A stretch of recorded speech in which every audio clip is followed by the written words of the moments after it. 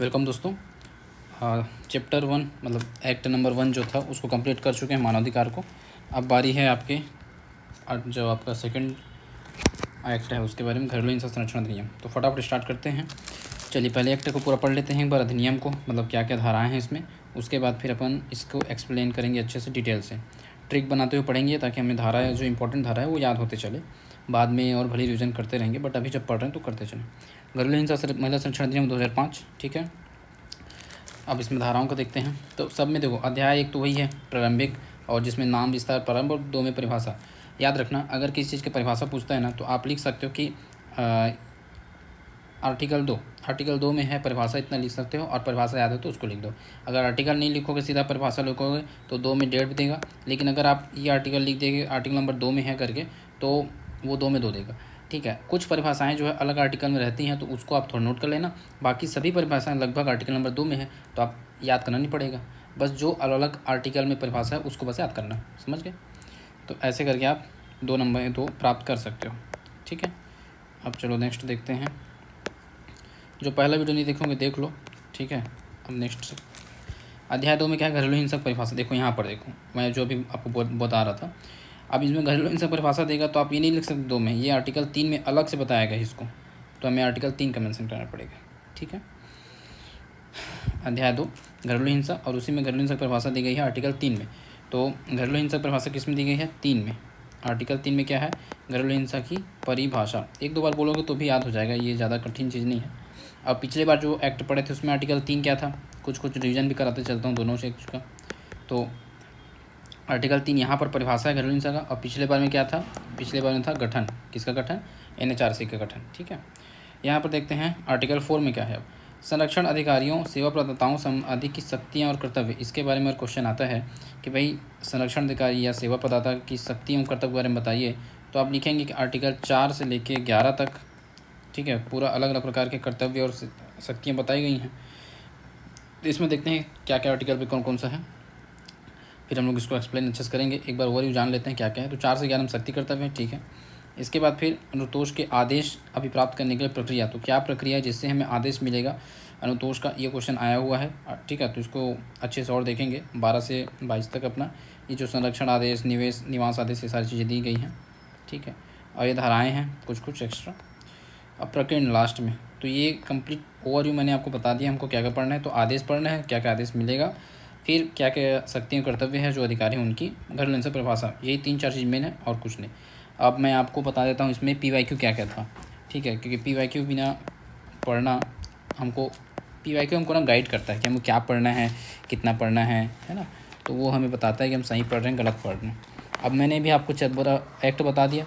अब इसमें देखते हैं कि PYQ में कवर हो रहा है कि नहीं, हम जो पढ़े हैं उसको अभी, उसके फिर डिटेल से पढ़ेंगे। तो देखो इस एक्ट से क्या परिभाषा, क्वेश्चन है व्यथित व्यक्ति की परिभाषा बताई गई। तो जो परिभाषा इसी में व्यथित व्यक्ति की परिभाषा दी गई है तो कवर हो गया। दूसरा क्वेश्चन है महिलाओं के संरक्षण में, मतलब अंतर्गत संरक्षण अधिकारियों के कर्तव्य एवं कृत्य लिखे। देखो यही है संरक्षण अधिकारी के कर्तव्य एवं कृत्य, तो ये पूरा इसके कवर हो गया, ठीक है। इसके बाद क्वेश्चन है घरेलू हिंसक परिभाषा के अंतर्गत विभिन्न प्रकार के दुरुपयोग की स्पष्ट कीजिए। तो जब घरेलू हिंसक परिभाषा हम देखेंगे तो 3-4 प्रकार के दुरुपयोग उसमें दिया गया है, मतलब पूरे क्वेश्चन इस एक्ट से कवर हो रहे हैं, कहीं भी बाहर नहीं जा रहा है। तो अब स्टार्ट करते हैं अपन एक्ट में। ये हो गया हमारा एक्ट। सबसे पहला जो लाइन रहता है वो रहता है उद्देश्य। तो उद्देश्य अपन याद कर लेते हैं। तो ऐसी महिलाओं के जो कुटुंब के भीतर होने वाली किसी प्रकार की हिंसा से पीड़ित है, ऐसी महिलाओं के जो कुटुंब के भीतर, कुटुंब मतलब परिवार के भीतर किसी भी प्रकार की हिंसा से पीड़ित है, संविधान के अधीन प्रत्याभूत अधिकारों के अधिक प्रभावी संरक्षण, जो अधिकार दिए गए हैं संविधान के अंदर, उन अधिकारों के क्या करना है, अधिक प्रभावी संरक्षण एवं उनसे संबंधित या उनके आनुषंगिक विषयों का उपबंध करने के लिए अधिनियम लाया गया है। तो आप इसके एक्ट के क्या क्या उद्देश्य लिखे जाएगा, तो सीधी सी बात है भाई कि महिलाओं के, ठीक है, संविधान द्वारा प्रदान जो अधिकार है उनको संरक्षण करने के लिए, उनको घरेलू हिंसा से बचाने के लिए, ऐसे करके 2-3 चीज़ें आप लिख सकते हैं इसमें एक्स्ट्रा, ठीक। अब मैं आगे आपको देखो, प्रारंभिक में तो नाम रहता है और 2 में परिभाषा। तो मैं परिभाषा बोल चुका हूँ कि मैं एक एक्ट में ही पूरा परिभाषा, मतलब एक वीडियो में अलग से सभी एक्ट की परिभाषाओं को पढ़ाऊँगा, ठीक है। तो उसमें आप देख सकते हैं इसको। देखो यहाँ देखो जैसे दिया है व्यथित व्यक्ति, जो आपको PYQ था उसको देख लेते हैं। चलो, व्यथित व्यक्ति से ऐसी कोई महिला अभिप्रेत है, अभिप्रेत मतलब तात्पर्य, ठीक है, ऐसा महिला अभिप्रेत है जो प्रत्यर्थी की घरेलू नातादारी में रही है या जिसका अभिकथन है कि वह प्रत्यर्थी द्वारा किसी घरेलू हिंसा का शिकार रही है। ठीक, सिंपल सा है। अब ऐसी बालक का बताओ करके कभी आ जाएगा, तो सारी चीज़ें हम लोग अच्छे से पढ़ेंगे। ठीक है, ऐसा व्यक्ति अभिप्रेत है जो 18 वर्ष से कम आयु का है, इस टाइप से। यहाँ घरेलू घटना रिपोर्ट ये इंपॉर्टेंट है, घरेलू नातादारी ये इंपॉर्टेंट है। ठीक है, घरेलू हिंसा का परिभाषा यहाँ भी है, 3 में भी है, दोनों जगह दिया है। दहेज है, मजिस्ट्रेट है, ये सब अभी देखेंगे पर, है। चलो, परिभाषाओं को अलग अगले एक वीडियो में देखेंगे, नेक्स्ट वीडियो में। अब अध्याय 2 में चलते हैं, घरेलू हिंसा, हमारे अंदर का टॉपिक, इसको पढ़ते हैं। तो घरेलू हिंसा परिभाषा आर्टिकल 3 में। ठीक है, अब इसमें परिभाषा में क्या क्या चीज़ दिया गया है उसको देख लो। यहाँ से लेकर स्टार्ट हुआ है परिभाषा, और इसके अंतर्गत जो अब दुरुपयोग क्वेश्चन आया हुआ था PYQ में, तो ये देखो, शारीरिक दुरुपयोग, लैंगिक दुरुपयोग, मौखिक एवं भावनात्मक दुरुपयोग, आर्थिक दुरुपयोग, ये दुरुपयोग हैं। ठीक है, जो परिभाषा में दी गई हैं। तो घरेलू हिंसा परिभाषा को हम लोग पढ़ते हैं। चलो, घरेलू हिंसा परिभाषा, इस अधिनियम के प्रयोजनों के लिए प्रत्यर्थी का कोई कार्य, लोप या किसी कार्य का करना घरेलू हिंसा गठित करेगा यदि, ठीक है, प्रत्यर्थी द्वारा किया गया कोई कार्य घरेलू हिंसा गठित करेगा यदि, इसके अंतर्गत क्या क्या चीज़ें उसको देखो, यदि वह व्यथित व्यक्ति के स्वास्थ्य, सुरक्षा, जीवन, अंग की या चाहे उसके मानसिक या शारीरिक भलाई की अपहानि करता हो, उसे कोई क्षति पहुंचाता हो, संकटापन्न करता हो, या उसकी ऐसे करने की प्रकृति है जिसके अंतर्गत शारीरिक दुरुपयोग, लैंगिक दुरुपयोग, मौखिक और भावनात्मक दुरुपयोग और आर्थिक दुरुपयोग कारित करना भी है। अब बोलो कि इतना लंबा परिभाषा कैसे याद होगा, तो करना पड़ेगा। ठीक है, थोड़ा सा 2-3 बार पढ़ोगे ना तो याद हो जाएगा, कोई कठिन चीज़ नहीं है। इतना को याद कर लो, यही आपका घरेलू हिंसा परिभाषा आ जाएगा। या करके दिया है, ठीक है, तो या में अपन एक ही याद कर सकते हैं, तो कोई दिक्कत नहीं, मतलब याद करेगा चल जाएगा, इतना नीचे को याद करने की जरूरत नहीं है क्योंकि या में है। ठीक है, व्यथित व्यक्ति को क्षति पहुंचाता है या उत्पीड़ित करते हैं, चाहे वो शारीरिक हो या मानसिक। ठीक है, तो चलो देखते हैं। परिभाषा में आपको बस इस टाइप से प्रेजेंट करना है कि आप एज इट इज लिख रहे हो, टाइप से दिखाना है। एज इट तुम नहीं लिख पाओगे, लेकिन दिखाना है। कैसे दिखाओगे, तो भाई वर्डों की यूज़ करो, सीधे बात, कि प्रत्यर्थी का कोई ऐसा कार्य, अब इसको याद करोगे, लोप लिखना करके, कार्य, लोप या किसी कार्य करना जो, इतना लिखो। अब इसके बाद फिर नीचे करके लिख दो, व्यथित व्यक्ति के स्वास्थ्य, सुरक्षा, जीवन, चलो मेरे साथ याद करो, स्वास्थ्य पहला, सुरक्षा दूसरा, जीवन और अंग की अपहानि कारित करता है। यहाँ सीधा आ जाओ, अपहानि कारित करता है, चाहे वो मानसिक हो या शारीरिक हो, चाहे वो मानसिक हो या शारीरिक हो। इसके अंतर्गत इसमें आ जाओ फिर सीधा, शारीरिक दुरुपयोग, लैंगिक दुरुपयोग, मौखिक दुरुपयोग और भावनात्मक दुरुपयोग और आर्थिक दुरुपयोग करना भी शामिल है। इस टाइप से आप लिख के, अब ये जो कीवर्ड हैं, ये जो दुरुपयोग वर्ड यूज कर रहे हैं, शारीरिक दुरुपयोग, लैंगिक दुरुपयोग, कीवर्ड हैं, इसको आप छोड़ नहीं सकते परिभाषा से, लेकिन वो मेंशन कर दें तो आपको नंबर दे देगा, है ना। तो इस टाइप से अपने को पढ़ते चलना है। तो फिर से रिवीजन कर लेते हैं। घरेलू हिंसा परिभाषा क्या है, तो घरेलू हिंसा परिभाषा मतलब ये है, प्रत्यर्थी का कोई भी कार्य, मेरे साथ बोलो, माने बोलो, प्रत्यर्थी का कोई भी कार्य, लोप, कोई भी कार्य या लोप जो व्यथित व्यक्ति के क्या क्या चीज़, स्वास्थ्य, सुरक्षा, जीवन, अंग, शारीरिक, मानसिक भलाई की अपहानि करता है। फिर से बोलो, व्यथित व्यक्ति की स्वास्थ्य, सुरक्षा, जीवन, अंग, शारीरिक, मानसिक भलाई की अपहानि करता है। इसके अंतर्गत शारीरिक दुरुपयोग, आर्थिक दुरुपयोग, मौखिक एवं भावनात्मक दुरुपयोग और लैंगिक दुरुपयोग भी शामिल है। खत्म, इतना ही आपका परिभाषा याद कर लो, बन गया आपका ये। अब जो जो उपयोग अपन दुरुपयोग बोले हैं उसके बारे में स्पष्टीकरण है, तो उसको थोड़ा देख लो। शारीरिक दुरुपयोग के बारे में क्या दिया गया है, तो ऐसा कोई भी कार्य, आचरण जो व्यथित व्यक्ति को शारीरिक पीड़ा दे, उसका अपहानि करे, उसके जीवन, अंग, स्वास्थ्य को खतरा कारित करे या उसके स्वास्थ्य विकास का ह्रास होता है, इसके अंतर्गत हमला, आपराधिक अभित्रास और आपराधिक बल भी है। तो शारीरिक दुरुपयोग में क्या लिखेंगे, सिंपल से लिखो शारीरिक दुरुपयोग में, इसमें आपको एज इट इज लिखने की जरूरत नहीं, थोड़ा समझ के लिख सकते हो। भाई शारीरिक दुरुपयोग से ऐसा क्या है, तो क्या बोलते हैं, प्रत्यर्थी का कोई भी ऐसा कार्य जो व्यथित व्यक्ति के शारीरिक पीड़ा, उसके सुरक्षा, उसके स्वास्थ्य, उसके शारीरिक भलाई की अपहानि करता है, शारीरिक दुरुपयोग आता है, सीधी बात। इसके अंदर हमला, आपराधिक बल, ये सारी चीज़ शामिल हैं। फिर से बोलो, शारीरिक दुरुपयोग में प्रत्यर्थी का कोई भी ऐसा कार्य जो व्यथित व्यक्ति के स्वास्थ्य, सुरक्षा, जीवन, अंग, बार बार बोलोगे याद हो जाएगा, स्वास्थ्य, सुरक्षा, जीवन, अंग, शारीरिक भलाई की हानि करता है। ठीक है, इसके अंतर्गत हमला, आपराधिक बल, ये सारे शामिल हैं। सिंपल। अब लैंगिक दुरुपयोग में क्या आ जाएगा, तो वो उसमें भी वही प्रत्यर्थी का कोई भी ऐसा लैंगिक प्रकृति का दुराचरण, ठीक है, लैंगिक प्रकृति का कोई आचरण जो महिला की गरिमा का दुरुपयोग करता है। अब ये कीवर्ड है, इसको नहीं छोड़ सकते। जो महिला की गरिमा का दुरुपयोग, अपमान, तिरस्कार करता है या उन अन्यथा अतिक्रमण करता है। तो सिंपल लैंगिक दुरुपयोग क्या है? लैंगिक दुरुपयोग मतलब प्रत्यर्थी का कोई भी ऐसा कार्य, लोभ बोल सकते हो, कोई दिक्कत नहीं, प्रत्यर्थी का कोई भी ऐसा कार्य या लोभ जो महिला के गरिमा, ये कीवर्ड है, इसको याद रखना, महिला के गरिमा का दुरुपयोग, हानि, अपमान, तिरस्कार, अतिक्रमण, ये सारे वर्ड अपने मन से लिख दो, कोई दिक्कत नहीं। महिला की गरिमा बस वर्ड याद रखना। महिला की गरिमा का क्या करता है? दुरुपयोग करता है, हानि कर पहुंचाता है, या फिर उसका तिरस्कार करता है, अतिक्रमण करता है। वो सारी चीज़ें कैसा कार्य होना चाहिए? और लैंगिक प्रकृति कार्य होना चाहिए, यह बात याद रखना। दोनों परिभाषा फिर से रिवीजन करोगे, पूरा रटा दूंगा मैं, ठीक है। ध्यान से पढ़ते जाओ, थोड़ा समय निकाल के बैठो, याद हो जाएगा। शारीरिक दुरुपयोग मतलब क्या है? प्रत्यर्थी का कोई भी ऐसा कार्य या लोभ जो व्यथित व्यक्ति के स्वास्थ्य, सुरक्षा, जीवन, अंग या शारीरिक भलाई की हानि करता है। इसके अंतर्गत हमला, आपराधिक बल यूज करने, सारी चीज़ें शामिल हैं। लैंगिक दुरुपयोग तो प्रत्यर्थी का कोई भी ऐसा कार्य जो लैंगिक प्रकृति का हो, जिससे महिला के गरिमा का दुरुपयोग, ठीक है, महिला गरिमा का अपमान हो, उसका दुरुपयोग, अतिक्रमण हो, तिरस्कार हो, ये सारी चीज़ें शामिल हैं। सिंपल। अब आता है मौखिक और भावनात्मक दुरुपयोग। तो इसके अंतर्गत क्या चीज़ें शामिल, ये देखते हैं। तो मौखिक और भावनात्मक उपयोग के अंतर्गत निम्नलिखित शामिल हैं। पहला, संतान या नर बालक के न होने के संबंध में अपमान या उपहास करना, ठीक है। इसके अंतर्गत अपमान, उपहास, गाली नहीं, गाली, ठीक है, अपमान, उपहास, तिरस्कार, गाली, विशेष रूप से नर संतान, ठीक है, नर बालक के न होने के संबंध में जो तिरस्कार या अपमान किया जाता है वो शामिल है मौखिक और भावनात्मक दुरुपयोग में। दूसरा, किसी ऐसे व्यक्ति को शारीरिक पीड़ा कारित करने की लगातार धमकी देना जिससे व्यथित व्यक्ति हितबद्ध है। दो चीज़ें इसमें शामिल है मौखिक और भावनात्मक में। पहला चीज़ क्या है? तुम उसी महिला को जो व्यथित है उसी को तुम गाली दे रहे हो, तिरस्कार कर रहे हो, या जो लड़का नहीं हो पा रहा है तो उसके लिए तुम उसको सुना रहे हो, वो एक चीज़। और दूसरा ये शामिल है कि भाई ऐसा किसी व्यक्ति को हानि पहुंचाने की महिला को तुम धमकी दे रहे हो जो उसका प्रिय है, जैसे उसके पिताजी हो गए, उसके भाई हो गए, उसकी बहन हो गई, उसकी माता हो गई, तो ये दोनों शामिल हो जाएगा मौखिक एवं भावनात्मक दुरुपयोग में। अब आर्थिक दुरुपयोग नाम से स्पष्ट है भाई, उसके कुछ पैसे का दुरुपयोग करेगा और क्या है, देख लेते हैं। इसके अंतर्गत 3 चीज़ें शामिल हैं। क्या क्या चीज़ें? पहला में है ऐसी सभी या किन्हीं आर्थिक या वित्तीय संसाधन, ठीक है, संसाधन जिनके लिए व्यथित व्यक्ति किसी विधि या रूढ़ी के अधीन हकदार है।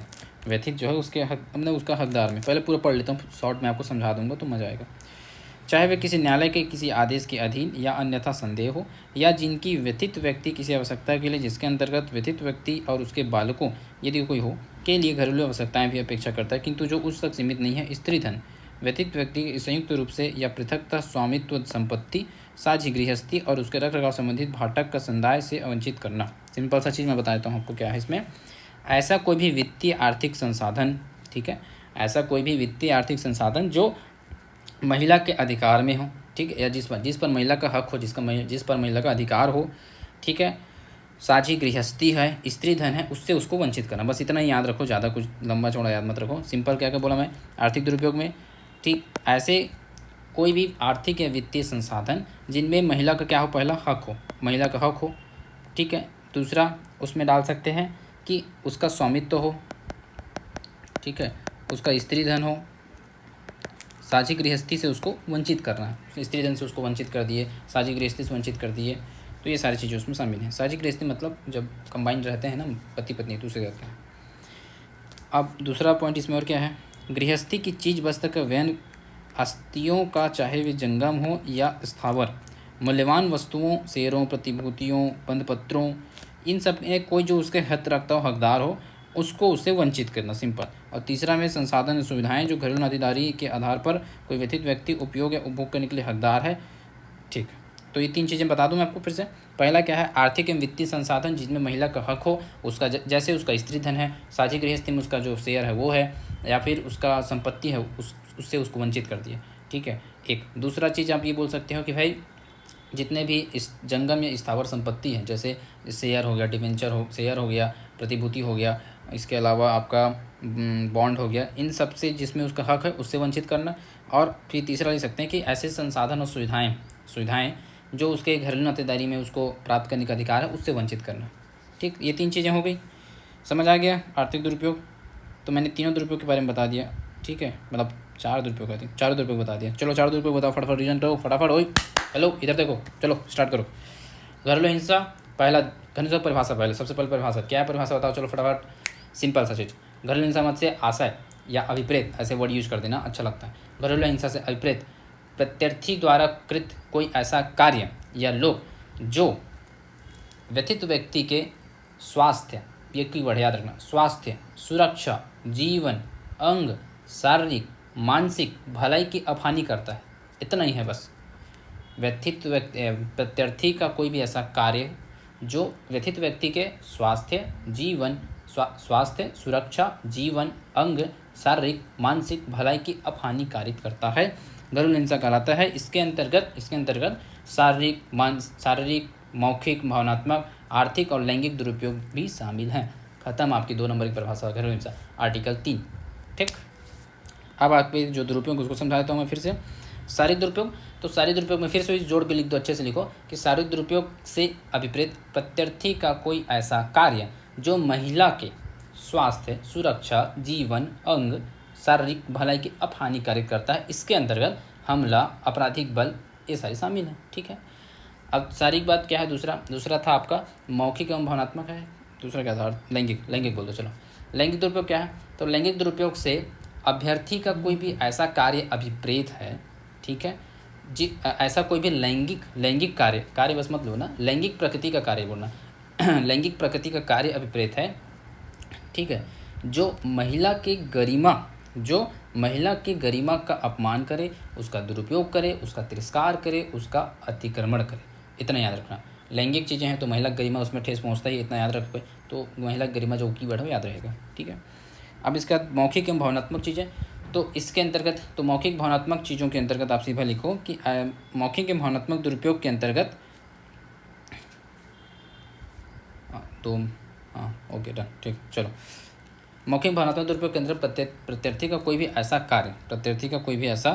कार्य, ठीक है, जिसमें क्या क्या चीज़ें हैं। पहला, व्यथित व्यक्ति को अपमान करना, तिरस्कार करना, गाली देना, विशेष रूप से जो लड़का संतान ना हो उस पर उसको तिरस्कृत करना। ठीक, दूसरा नंबर पे आ जाएगा आपका कि भाई ऐसे किसी व्यक्ति को हानि पहुंचाने की धमकी देना जो उसका संबंधित है, प्रिय है। ठीक, आर्थिक दुरुपयोग में भी आपको बताया 3 चीज़ें। पहला तो ये कि उसकी जो जिस पे उसका हक है, स्त्री धन है, संपत्ति है, साझी गृहस्थी है, उससे उसको वंचित कर देना।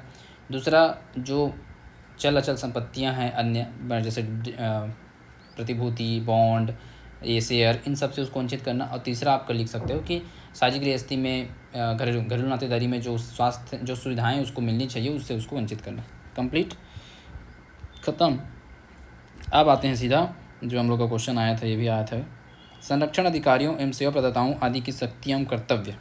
ठीक है, अब आर्टिकल 4, अभी आर्टिकल 1 पढ़े अपन, नाम था। आर्टिकल 2 में परिभाषा रहता है, आर्टिकल 3 में घरेलू हिंसा की परिभाषा, 3 ही पढ़े हैं बस। अब चौथा आर्टिकल चलते हैं। संरक्षण अधिकारी को जानकारी का दिया जाना और जानकारी देने वाले के दायित्व का अपवर्जन। तो इसमें 4 में क्या है, संरक्षण अधिकारी को जानकारी दिया जाना, तो जानकारी 4 में है। 4 में क्या है, जानकारी। ठीक, 4 वर्ड इसमें, ऐसे बोलोगे तो याद हो जाएगा क्या, वो तो जाना चाहिए, बट 4 जान ऐसे याद कर लो। चलो 4 जान, ठीक है, 1 2 3 नहीं होते हैं 4 प्रकार की जान होते हैं लोगों की ठीक है,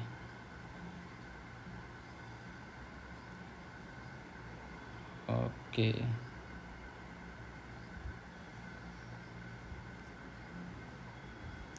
चलो स्टार्ट करें। ओके, संरक्षण अधिकारी को जानकारी का दिया जाना या जानकारी देने वाले के दायित्व का अपवर्जन। तो पढ़ते हैं थोड़ा क्या है। पहला, कोई व्यक्ति जिसके पास ऐसा विश्वास करने का कारण है कि घरेलू हिंसा का कोई कार्य हो चुका है, हो रहा है या होने की संभावना है, तो वह संबद्ध संरक्षण अधिकारी को इसके बारे में जानकारी दे सकेगा। दूसरा, किसी व्यक्ति द्वारा सद्भाविक रूप से दी जाने वाली जानकारी के लिए सिविल या दंडिक का कोई दायित्व उपगत नहीं होगा, मतलब उस पर कुछ ऐसा खास उपगत नहीं होगा, इसमें कुछ है भी नहीं। बस एक वर्ड याद रखो कि संरक्षण अधिकारी को जानकारी दिया जाना आर्टिकल 4 में है, तो आप लिख दोगे कि भाई इसके अंतर्गत कोई भी व्यक्ति जो है एनीवन, कोई भी व्यक्ति संबंधित संरक्षण अधिकारी को घरेलू हिंसा की घटना की जानकारी दे सकता है, मतलब घरेलू हिंसा हो रहा है या होने वाला है वो संभावना है, उसकी भी जानकारी वो दे सकते हैं। ठीक, सिंपल सा चीज़ है, इसमें कोई दिक्कत नहीं है। अब नेक्स्ट आते हैं आर्टिकल 5 में क्या है, तो पुलिस अधिकारी, सेवा प्रदाता एवं मजिस्ट्रेट के कर्तव्य। अब इसमें कर्तव्य वाला आ गया। आर्टिकल 5 में क्या क्या है, पुलिस अधिकारी, सेवा प्रदाता और मजिस्ट्रेट के कर्तव्य हैं। ठीक है, और संरक्षण अधिकारी कर्तव्य नीचे होगा, फिर ये रहा आर्टिकल 9 में है। ठीक है, 5 में क्या क्या है, 5 में 5 से 5 प से पुलिस, 5 से 5 प से पुलिस, पुलिस अधिकारी, सेवा प्रदाता और मजिस्ट्रेट, ठीक है, मजिस्ट्रेट एम जी लिख देता हूँ, मजिस्ट्रेट, तो इसके बारे में है SPM। ठीक है, 5, तो देखो 5 से आप ऐसे याद कर लो, 5 से 5 प से पुलिस, तो पुलिस के साथ साथ दो चीज़ याद रख, पुलिस आएगा तो मजिस्ट्रेट के पास भी जाएगा और पुलिस जो है सेवा प्रदाता के पास जाएगा चेक करने, ऐसे मतलब याद रख सकते हैं, थोड़ा जोड़ने के लिए क्या दिक्कत है, जोड़ना ही तो है जीवन में, उसके अलावा क्या ही है बताओ, है ना। चलो देखते हैं, 5 के अंतर्गत है हमारा हाँ, कोई पुलिस अधिकारी, संरक्षण अधिकारी या सेवा प्रदाता, कोई पुलिस अधिकारी, संरक्षण अधिकारी या सेवा प्रदाता, जिसमें क्या क्या चाहिए भाई, या मजिस्ट्रेट, ठीक है, जिसे घरेलू हिंसा की शिकायत प्राप्त हुई है या जो घरेलू हिंसा की किसी घटना के स्थान पर अन्यथा उपस्थित है, या जब घरेलू हिंसा की घटना की रिपोर्ट उसको दी जाती है तो वह व्यथित व्यक्ति को, अब ये काम है मेन, इधर का पढ़ो, ऊपर का लंबा छोड़ो, बस सीधी सी बात है भाई, जब उसको जानकारी मिले उसका क्या करेगा वो देखो। पहला, इस अधिनियम के अधीन किसी संरक्षण आदेश, धनी राहत के लिए किसी आदेश, किसी अभिरक्षा आदेश, मतलब ये सारे आदेश हैं ना अलग अलग, संरक्षण आदेश, धनी राहत के लिए आदेश, अभिरक्षा आदेश, निवास आदेश, प्रतिकार आदेश, या ऐसे एक आदेश से अधिक के रूप में किसी अनुतोष को अभिप्राप्त करने के लिए आवेदन करने के उसके अधिकार की, सेवा प्रदाताओं की सेवाओं की उपलब्धता की, संरक्षण अधिकारियों की सेवाओं की उपलब्धता की, निःशुल्क विधिक सेवा की उसके अधिकार की जानकारी देगा। अच्छा, मेन यहाँ पर ये कीवर्ड, तभी सोच रहा हूँ आधा अधूरा कैसे लग रहा है, की कई बात कुछ छोड़ दिया है, सबको जोड़ के लास्ट में लिख दिया। तो एक लाइन सिंपल से है भाई कि पुलिस अधिकारी, सेवा प्रदाता, मजिस्ट्रेट, जो भी जानकारी मतलब जिसको शिकायत प्राप्त हो, जिसको क्या हो, शिकायत प्राप्त हो, ठीक है, या जो उस समय घटना के स्थल पर उपस्थित हो, वो क्या करेगा, व्यथित व्यक्ति को, एक कीवर्ड यहाँ पर है, एक कीवर्ड यहाँ पर है, इन दोनों को पहले जोड़ो तब समझ आएगा। व्यथित व्यक्ति को क्या देगा, जानकारी देगा। व्यथित व्यक्ति क्या देगा, बस एक लाइन में याद रखो, जानकारी देगा। एक लाइन आप लिख देना, आंसर ऐसे ही लिखना, कोई दिक्कत नहीं, कि भाई आर्टिकल 5 में पुलिस अधिकारी, सेवा प्रदाता और मजिस्ट्रेट के कर्तव्य में यही है कि वह व्यथित व्यक्ति को जानकारी देगा। क्या क्या चीज़ की जानकारी देगा, अब उसको सुनो। पहला जानकारी देगा वो इन सब आदेश के बारे में, आदेश के बारे में आवेदन करने के जो उसका अधिकार है उसके बारे में जानकारी देगा। तो पहला जानकारी हो गया आदेश प्राप्त, आदेश या राहत भी लिख सकते हैं, राहत अनुतोष को अभिप्राप्त करने के लिए आवेदन के अधिकार की, तो पहला है उसका आवेदन करने के अधिकार की जानकारी देगा। पहला क्या है, आवेदन करने के अधिकार जानकारी देगा। आवेदन के अंतर्गत आप लिख सकते हो सिंपल चीज़ें जो अभी अनुतोष में पढ़ेंगे भी, संरक्षण आदेश, प्रतिकार आदेश, धनी राहत आदेश और अन्य अनुतोष आदेश प्राप्त करने हेतु आवेदन करने की जानकारी देगा। पहला हो गया आवेदन की जानकारी, ठीक है, ओके डन, आवेदन के अधिकार की जानकारी। दूसरा, सेवा प्रदाताओं की सेवाओं की उपलब्धता की जानकारी देगा। सेवा प्रदाताओं की सेवाओं की उपलब्धता, जितनी सारी सेवाएं वो उपलब्ध कराता है उसके बारे में जानकारी देगा। फिर संरक्षण अधिकारियों की सेवाओं की उपलब्धता, तो अब इसमें जितने जितने अधिकारी दिए हैं उनका लिखते जाओ। सेवा प्रदाता की सेवा की उपलब्धता, संरक्षण अधिकारी की सेवा की उपलब्धता, निःशुल्क विधिक सेवा के उसके अधिकार की जानकारी देगा, और किसी परिवाद की फाइल करने के उसके अधिकार, तो जो परिवाद धारा 498, ये वैसे चेंज हो गया होगा, कभी नया में अलग आ गया होगा, तो उसको मत पढ़ो, आगे बढ़ो। किसी परिवाद के फाइल करने की जानकारी उसको देगा, ठीक है। तो इसके अंतर्गत अभी हम फिर से पढ़ लेते हैं। 5 में क्या है, 5 में है पुलिस अधिकारी, सेवा प्रदाता और मजिस्ट्रेट के कर्तव्य में सीधे सी बात एक ही लाइन ये है कि भाई व्यथित व्यक्ति को जानकारी देगा। व्यथित व्यक्ति क्या देगा भाई, जानकारी देगा। क्या क्या चीज़ की जानकारी देगा, तो पहला चीज़ देगा वो जानकारी कि तुम आवेदन कर सकते हो। आवेदन करने का तुम्हें अधिकार है, आवेदन के अधिकार की जानकारी, आवेदन के अधिकार की जानकारी। तो इसके अंतर्गत क्या क्या तुम आवेदन कर सकते हो, क्या क्या है, तो भाई तुम कोई भी प्रकार का आदेश प्राप्ति हेतु, संरक्षण आदेश, प्रतिकार आदेश, है ना, ये सारी चीज़ें प्राप्त करनी हेतु, अनुतोष प्राप्त करनी हेतु, तो तुम ये आवेदन करने का अधिकार रखते हो। दूसरा, सेवा प्रदाताओं की सेवाओं की उपलब्धता की जानकारी देगा, कितनी प्रकार की सेवा हम उपलब्ध कराएंगे उसके बारे में जानकारी देगा। संरक्षण अधिकारी एक वर्ड है, तो संरक्षण अधिकारी के द्वारा जो सेवा मिलेगा उसकी जानकारी देगा। तो ये 3-4 जानकारी देगा, बोल दो ना, खत्म। इसके अलावा आपका 2 और है, वो है निःशुल्क विधिक सहायता के बारे में जानकारी देगा। परिवाद दायर करने के उसके जो अधिकार है उसके बारे में जानकारी देगा। बस इतना ही है। 5 चीज़ें लिख दोगे, 4 में 4 मिल जाएगा, क्योंकि आपने पूरा फैक्ट लिखा है, कुछ भी फेंका हुआ नहीं है। आर्टिकल नंबर डाल देना, आर्टिकल धारा 5 में है, अब तो याद ही हो गया धारा 5। ठीक है, चलो बताओ फटाफट। 3 में क्या था, इधर इधर मेरी तरफ देखो, चलो बताओ। 3 में क्या था, गठन, गठन था, मानवाधिकार संरक्षण अधिनियम में गठन था। ठीक है, दोनों साइड मैं पढ़ाते चलूँगा। 3 में क्या था, उसमें गठन था, लेकिन इसमें क्या है, 3 में घरेलू हिंसा की परिभाषा। Okay, done done. 4 में उसमें क्या था, याद करो। 4 में 4 वर्ड से नियुक्ति वाला बताया था कि NHRC में जो नियुक्त होंगे अध्यक्ष और सदस्य उसके बारे में। ठीक है, कुछ भी याद नहीं रखते, ब्लॉक कर याद रखा करो बेटू। 4 में हो गया। अब इधर 4 में आते हैं। इधर 4 में क्या था, अभी जस्ट पढ़े हैं। 4 से 4 जान याद करो, मैं बोला था 4 जान है उसके। घरेलू हिंसा में 4 जान, ऐसे याद कर सकते हैं अपन कि भाई घर में 4 जान रहते हैं। सब मतलब घर में क्या है, 4 जान रहते हैं, 4 जन रहते हैं या 4 जान रहते हैं, जिससे आपको याद रहे। ठीक है, तो 4 जानकारी, तो जानकारी किसका जानकारी है कि भाई जानकारी देना। ठीक है, शिकायत करना, जानकारी देना, संरक्षण अधिकारी को जानकारी का दिया जाना। ठीक है, संरक्षण अधिकारी को जानकारी का दिया जाना। 4 में 5 क्या है, 5 से 5 वैसे पुलिस, पुलिस के अंतर्गत 2 चीज़ फिर थे, पुलिस और सेवा प्रदाता और मजिस्ट्रेट। पुलिस जो कि मजिस्ट्रेट से संबंधित रहता है और सेवा प्रदाता से संबंधित रहता है।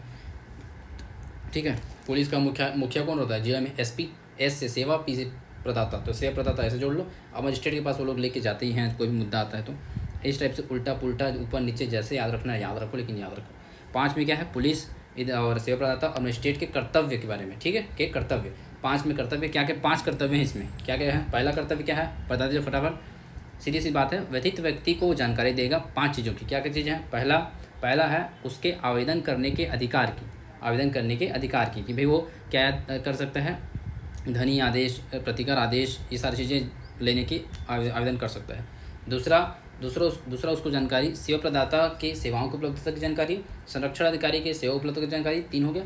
चौथा, निःशुल्क विधिक सहायता की जानकारी, और 5वां परिवाद दायर करने के उसके अधिकार की जानकारी देगा। ठीक, मैं जब पूरा एक्ट खत्म हो जाएगा, अभी 45-50 जो भी मिनट लगेगा, उसके बाद 2 मिनट में पूरा एक्ट फिर से रिवीजन कराऊंगा। तो अगर आप लोग एक बार देखने के बाद, 2 बार देखने के बाद, तीसरी बार देख रहे हो रिवीजन करने के लिए, तो सीधा चले जाना कहाँ, लास्ट के 2 मिनट 3 मिनट में। उसमें मैं पूरा 1 से लेके पूरा जितना एक्ट है उसको 3 मिनट के अंदर पूरा रिवीजन करा दूंगा, तो रिवीजन करने के लिए काम आएगा। लेकिन अभी नया पढ़ रहे हो तो चलते रहो। ठीक है,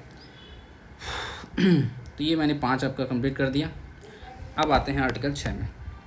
अच्छा वो बताओ, उसमें क्या था, 3 में गठन था, 4 में नियुक्ति था, और 5 में क्या था, याद करो, बोलो बोलो बोलो। 5 में क्या था, त्याग पत्र था ना, क्यों त्याग पत्र जो था यार, 5 से त्याग, ऐसा कुछ मैंने याद किया था। ठीक है, 6 में कार्यकाल था उधर का, इधर का क्या है, 6 में है इधर का आश्रय गृहों के कर्तव्य। तो आपका अगर क्वेश्चन आ जाए कि आश्रय घरेलू हिंसा के अंतर्गत जो आश्रय गृह होते हैं उनके कर्तव्य बताइए, तो ये लिख देना, आर्टिकल 6 है, तो आपको पता चल जाएगा। अब मैं इसको कैसे आपको याद कराऊँ, 6 से आश्रय गृह पहले पढ़ लेते हैं फिर याद कराएंगे। यदि कोई व्यक्ति या उसकी ओर से कोई संरक्षण अधिकारी या कोई सेवा प्रदाता किसी आश्रय गृह के भार साधक व्यक्ति से उसको आश्रय उपलब्ध कराने का अनुरोध करता है, तो आश्रय गृह का ऐसा भार साधक व्यक्ति व्यथित व्यक्ति को आश्रय गृह में आश्रय उपलब्ध कराएगा। मतलब एक ही लाइन में है कि आश्रय गृह में आश्रय उपलब्ध कराना, बस यही कर्तव्य है।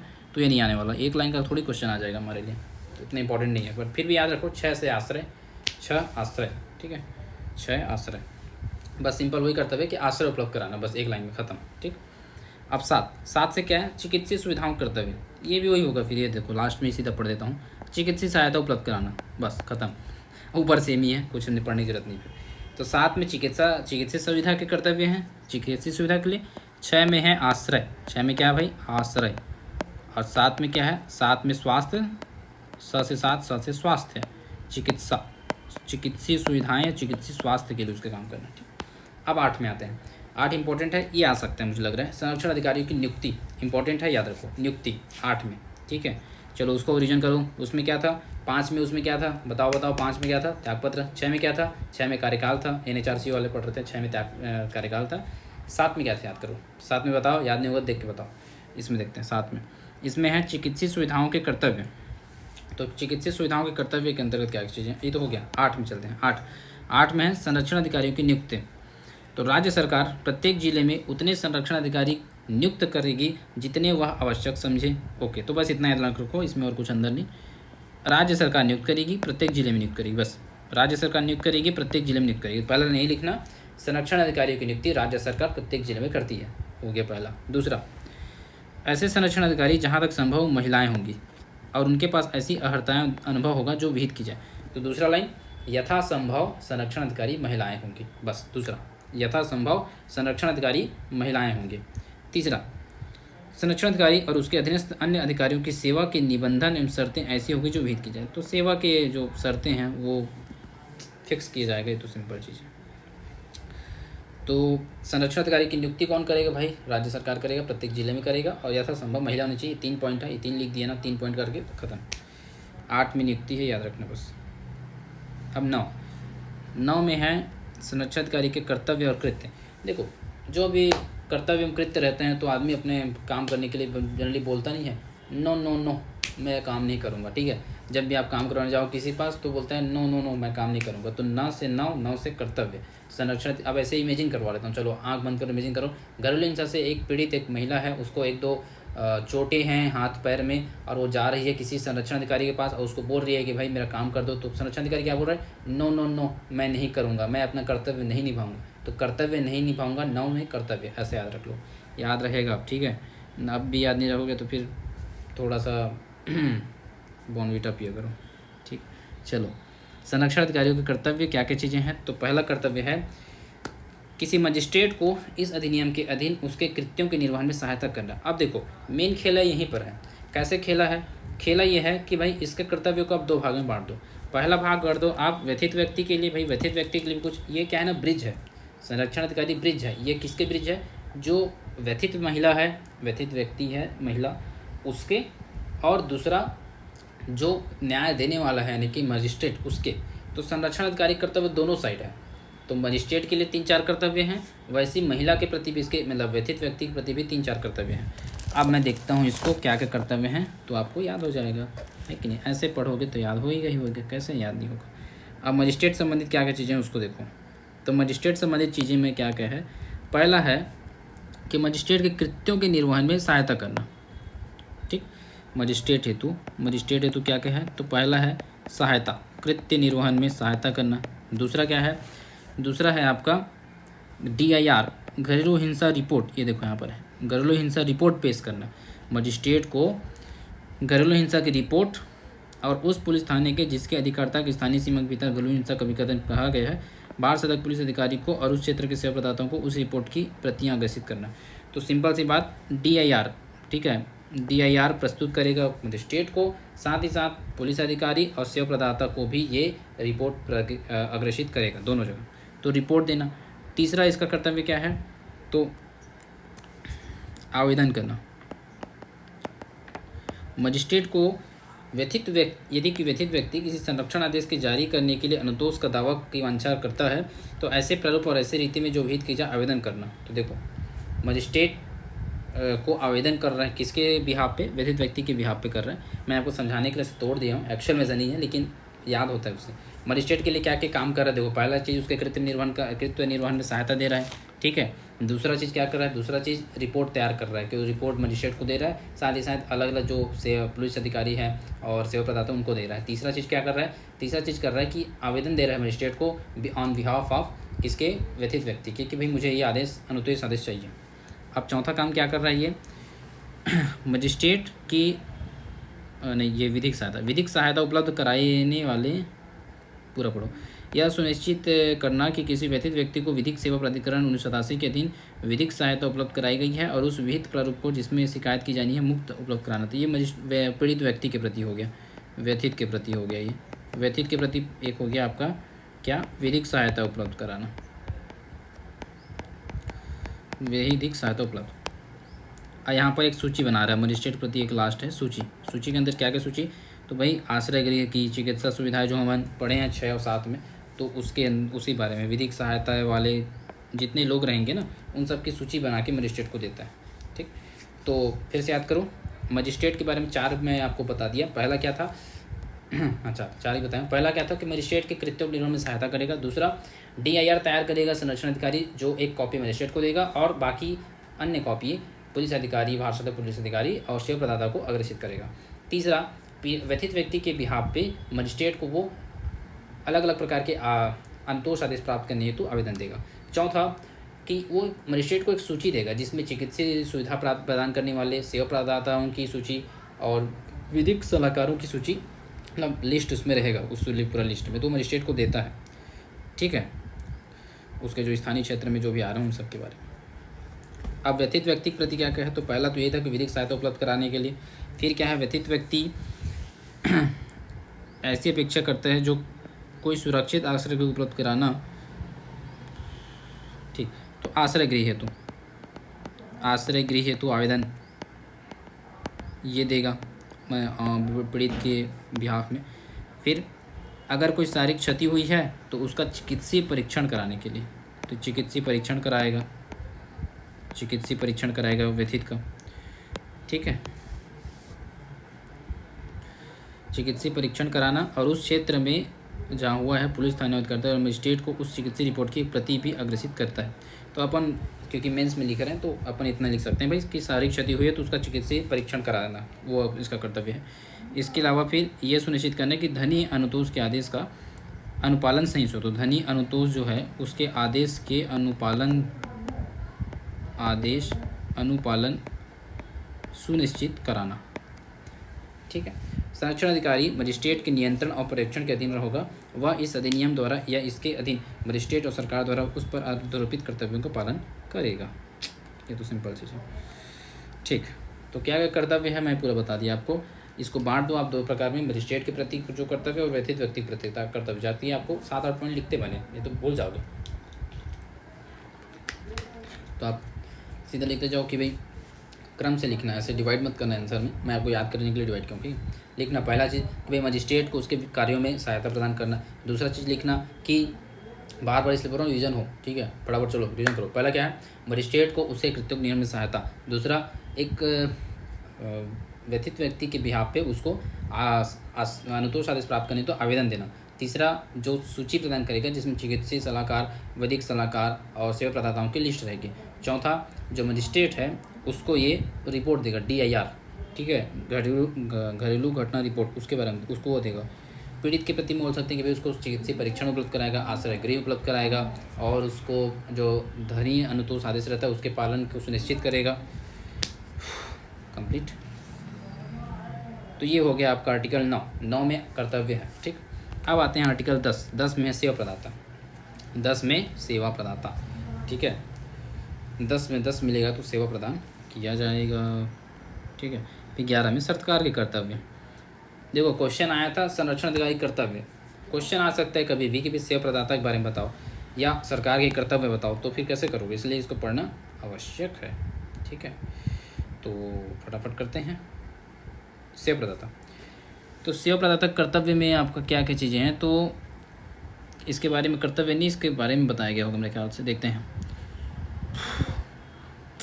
ऐसे नियमों के अधीन रहते हुए जो इस निमित्त बनाए जाए सोसाइटी रजिस्ट्रीकरण अधिनियम के रजिस्ट्रीकृत कोई स्वैच्छिक संगम, कंपनी अधिनियम के अधीन या तत्समय प्रयुक्त किसी विधि के अधीन रजिस्ट्रित कोई कंपनी, सीधी सीधी बात रजिस्ट्री की कोई कंपनी जिसका उद्देश्य विधिपूर्ण साधन द्वारा महिलाओं के अधिकारों और हितों का संरक्षण करना हो, जिसके अंतर्गत विधिक सहायता, चिकित्सीय सहायता, अन्य सहायता उपलब्ध कराना भी शामिल है, स्वयं को इस अधिनियम के प्रयोजन के लिए सेवा प्रदाता रूप में राज्य सरकार के पास रजिस्टर कराएगी। किसके पास? राज्य सरकार के पास रजिस्टर कराएगी। कौन? सेवा प्रदाता घोषित करने वाली अब कंपनी।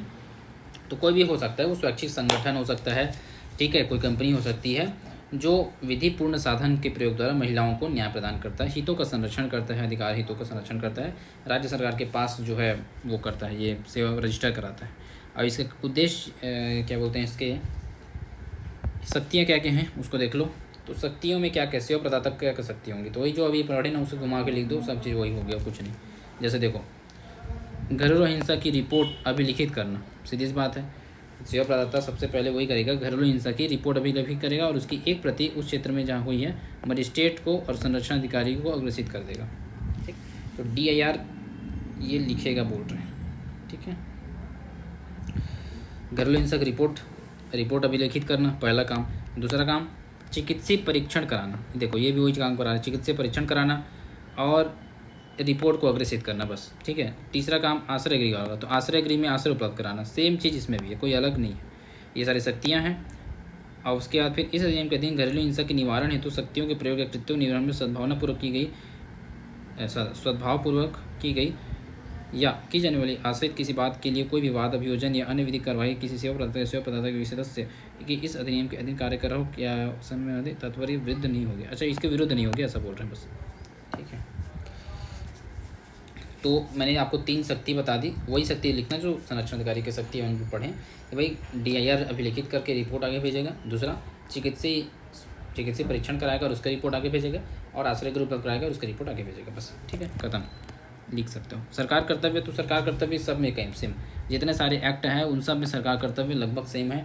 जो भी देखो क्या कहे मैं इसी को पढ़ के बताता हूँ। यह सुनिश्चित करने के लिए कि सभी उपाय करेगी। ठीक है, क्या क्या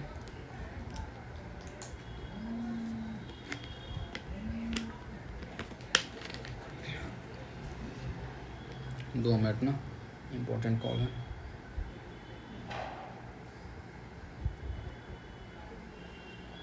आप थोड़ी फॉरवर्ड कर लेना इसको ना, 2 मिनट।